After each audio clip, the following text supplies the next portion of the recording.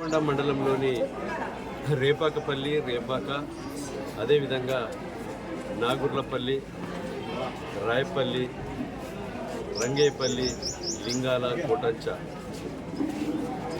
రేగొండ బాగిర్తిపేట తిరుమలగిరి జగ్గేపల్లి అదేవిధంగా గోరుకొత్తపల్లి వెంకటేశ్వరపల్లి ఈరోజు ఊపిరెడ్డిపల్లి చెన్నాపురం చిన్నకోడపాక ఇంకా వివిధ గ్రామాల్లో సిసి రోడ్ల శంకుస్థాపనలు అదేవిధంగా వేయడం జరిగింది. సుమారు ఒక 3-4 కోట్ల రూపాయలు విలువ చేసేటువంటి శంకుస్థాపన చేశాం. ఇటు మిషన్లు కూడా పంపిణీ చేశాం. అదేవిధంగా ఈ మండలంలో మరి మోడల్ స్కూల్ ఉంది. యూరినల్స్ సరిగా లేవు, లైటింగ్ లేదు. ఆ పిల్లల దగ్గరికి పోతే వాళ్ళకు ఫ్యాన్స్ లేవని, షట్టర్స్ అది కిటికీలు డోర్స్ విండోస్ లేవని పిల్లలు చెప్పడం జరిగింది.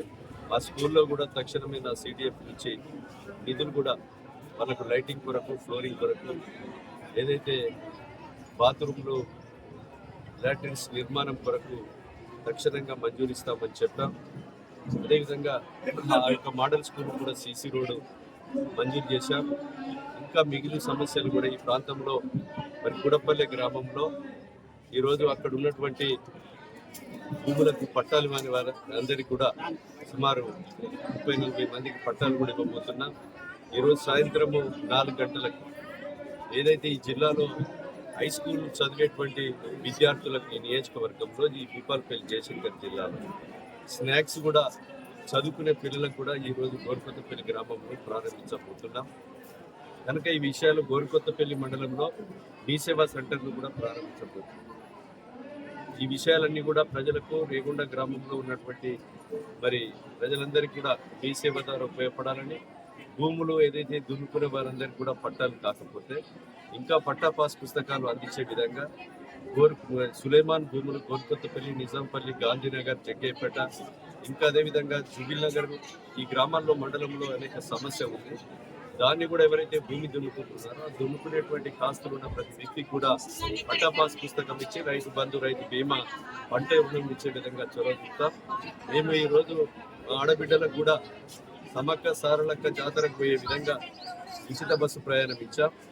ఈరోజు గణపురము, చిట్యాలలో మరి ప్రయాణం కొరకు వాళ్ళకు బస్సులు కూడా ప్రారంభించడం జరిగింది. అంతేకాకుండా ఈరోజు మనము 10 లక్షలతో ఆరోగ్యశ్రీ పథకాన్ని పేదలకు ఉచితంగా అందించడమే కాకుండా రాబోయే నెలలో 200 యూనిట్ల జీరో కరెంటు కూడా ఇస్తాం. 500 గ్యాస్ సిలిండర్లు కూడా ఈ రాష్ట్ర ప్రజానికానికి అందజేస్తాం.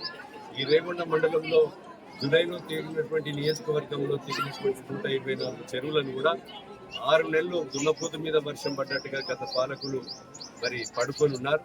మేము ముఖ్యమంత్రి అయిన తర్వాత, మేము ఆ ప్రభుత్వం వచ్చిన తర్వాత, గౌరవశ్రీ ముఖ్యమంత్రి రేవంత్ రెడ్డి గారు మరి ముఖ్యమంత్రి అయిన తర్వాత మేము ఆ 124 చెరువులను మంజూరు 121 చేయించాం. ఇంకా 11-12 ఉన్నాయి. అవి కూడా వచ్చే వర్షాకాలం వరకు మరి పూర్తి చేయించి రైతులకు పంట నీళ్లు నిల్వ చేసే కొరకు అందించబోతున్నాం. ఇంకా అనేక కార్యక్రమాలు ఉన్న DBM 38 కానీ DBM 18 కానీ నీళ్లు రావడం లేదు. ఈరోజు ఎందుకంటే కాళేశ్వరం ప్రాజెక్టు కుంగిపోయింది, నీళ్లు నిల్వలేక ఈరోజు ఈ కెనాల్ వాటర్ కూడా మరి తగ్గిపోయింది. ఈ అనేక సమస్యలు కూడా రాబోయేటువంటి రోజుల్లో నియోజకవర్గంలో తీరుస్తాం. ఒక ఇంటిగ్రేటెడ్ మరి ఒక మోడల్ అన్ని ఆఫీసులు, హాస్టల్ బిల్డింగ్స్ ప్రభుత్వ పరంగా కిరాయి బిల్డింగ్లో ఉండకుండా ఇంటిగ్రేటెడ్ స్థలంలో, ఒకే స్థలంలో ఒక కొడంగల్లో ముఖ్యమంత్రి గారు తీసుకున్నారు. రెండవది భూపాలపల్లిలో తీసుకొని గాంధీనగర్ గుట్ట మీద ఎవరైతే గుంజుకొని తీసుకున్నారో ఆ భూమిని మళ్ళీ కూడా రిటర్న్గా ప్రభుత్వ పరంగా హ్యాండ్ ఓవర్ చేయించబోతున్నాం. రేపు ఎల్లుండి అవుతుంది. ఒకటే